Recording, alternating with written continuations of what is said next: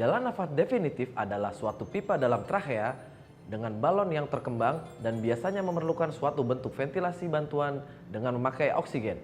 Ada 3 jenis airway definitif, yakni nasotracheal, orotracheal, dan surgical cricothyroidotomy atau tracheostomy. Memasukkan pipa, tube, ke dalam trachea dengan cuff yang dikembangkan.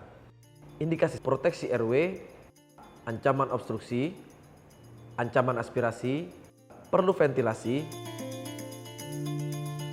Kondisi untuk pemasangan jalan nafas definitif adalah apnu. Kegagalan menjaga jalan nafas dengan cara lain, proteksi jalan nafas terhadap aspirasi darah atau muntahan, kemungkinan terganggunya jalan nafas karena perlukaannya sendiri seperti luka bakar inhalasi, fraktur tulang wajah atau kejang-kejang, trauma kapitis yang memerlukan hiperventilasi, kegagalan memberikan cukup oksigen melalui face mask. Urgensi dari keadaan saat itu menentukan pilihan airway. Ventilasi assisted dapat dibantu sedasi, analgesia atau muscle relaksan. Pemakaian pull oximeter dapat membantu dalam menentukan indikasi jalan nafas definitif. Urgensi pemasangan jalan nafas definitif yang sering dipakai adalah nasotracheal dan orotracheal. Kemungkinan adanya fraktur servikal merupakan perhatian utama. Intubasi orotracheal. Pada setiap penderita tidak sadar dengan trauma kapitis, tentukanlah perlunya intubasi.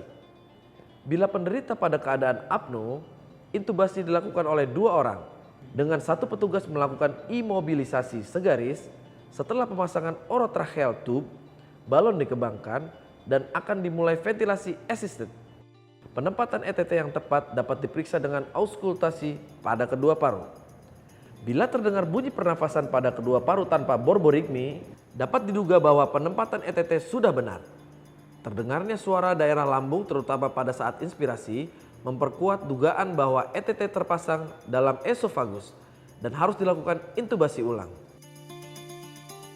Intubasi nasotracheal bermanfaat pada fraktur servikal. Di sini dimaksudkan blind nasotracheal intubation. Sedangkan apno adalah kontraindikasi intubasi nasotracheal. Kontraindikasi yang lain adalah fraktur tulang wajah yang berat atau fraktur basis krani anterior. Perhatian akan adanya fraktur servikal adalah sama seperti pada intubasi orotracheal. Pemilihan jenis intubasi terutama tergantung pada pengalaman dokter. Kedua cara di atas aman bila dilakukan dengan benar. Malposisi ETT harus dipertimbangkan pada semua penderita yang sudah terpasang ETT. Malposisi dapat terjadi selama transportasi seperti ETT terdorong lebih jauh masuk ke bronchus atau ETT tercabut selama transportasi. Kembungnya daerah epigastrium harus diwaspadai akan kemungkinan malposisi ETT. Fototoraks dapat membantu diagnosis letak ETT yang benar, namun tidak menyingkirkan kemungkinan intubasi esofagus. Pada penderita dengan fraktur maksilofasial, fraktur servikal, dan penderita dengan leher pendek, cara pemasangan ETT-nya dapat dipakai dengan teknik endoskopi fiber optik. Bila keadaan-keadaan di atas menghambat intubasi oro atau nasotracheal, dokter dapat langsung ke surgical airway dengan needle atau surgical cricothyroidotomy. Penyulit penanggulangan airway. Penderita tidak sadar dan gelisah atau gigi terkatup. Berikan sedativa lalu coba nasotracheal, orotracheal memakai pelemas otot, cricothyrotomy dengan jarum sambil menunggu dokter untuk melakukan cricothyroidotomy surgical. Darah banyak dalam mulut. Sering karena trauma maksilofasial.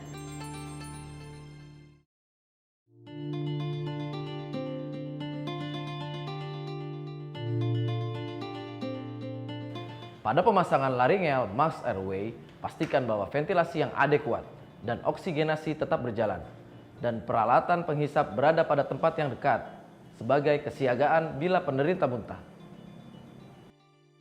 Buka mulut, siapkan LMA. Jika LMA sudah ada di atas hipofaring dan laryngeal, maka isi cuff dengan udara. Sambungkan LMA dengan konektor untuk pemberian oksigen, kemudian diplester.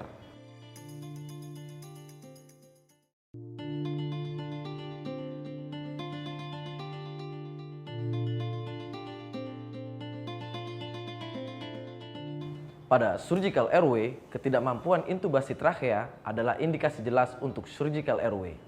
Bila odema glotis, faktor laring, atau perdarahan orofaringeal airway yang berat menghambat intubasi trachea, dapat dipertimbangkan surgical airway.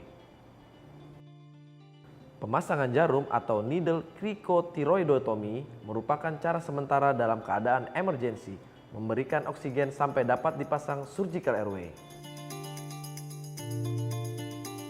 Jet insufflation dapat memberikan waktu 45 menit tambahan. Jet insufflation dilakukan memakai jarum ukuran 12 atau 14 bila untuk anak-anak ukuran 16 atau 18 melalui membrana cricotiroid. Jarum kemudian dihubungkan dengan oksigen dengan suatu Y-connector atau dengan tube yang dilubangi pada sisinya. Kemudian dilakukan insufflation 1 detik tutup, 3 detik buka dengan memakai ibu jari.